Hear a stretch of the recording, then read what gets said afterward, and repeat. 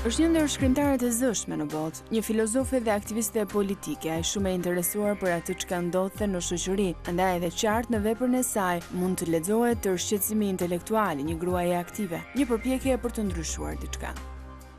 Shqipërohen 3 novela të saj në titullin Gruaja e thyer. Shqipëruesi Amantia Capo flet sa për stilin unik të këtij libri, aq edhe për histori tronditëse. 3 histori të ndryshme për 3 gra dhe me 3 stile të ndryshme.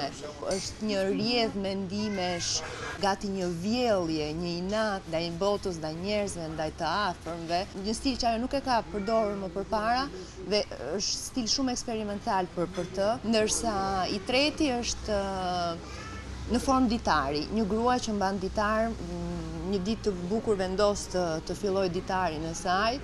Dhe ky ditar nga një dëshirë, nga një moment kënaqësie, kthehet pastaj në një shok, në një ballafaqim me veten, sepse kupton që i shoqi e tradhton, dhe do thënë aty zhvillohet gjithë historia e saj. Pra do thënë janë 3 stile të ndryshme, një tregim, një monolog edhe një ditar.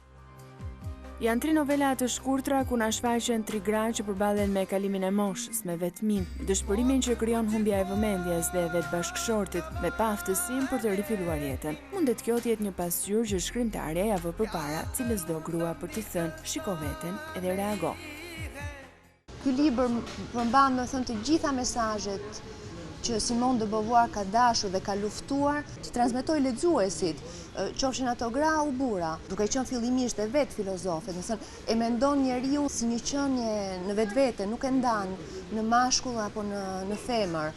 Dhe prandaj edhe këto mesazhe që ajo mundohet t'i përcjell lexuesit ose lexuesve janë për shembull liria, ndërtimi i jetës duke u bazuar në lirinë vetjake, në krijimin e një identiteti pozitiv. Mundohet të bëj thirrje të tregoj që nuk është se keni arritur në një farë moshe dhe nuk vlen më, sepse shoqëria këtë do të transmetojë dhe gjithmonë këtë ka transmetuar, që mbas një farë moshe gruaja është e kotë.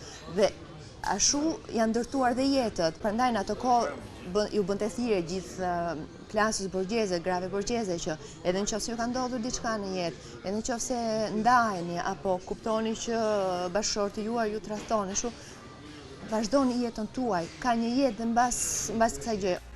Gruaja e thyer e Simone de Beauvoir, par dritën e botimit pak ditë më parë, votuar nga Peggy, libri mund të gjendet në çdo librari të vendit dhe në panainë e librit çelur në Muzeun Kombëtar, e që do të qëndrojë i hapur deri në fund të kësaj jave.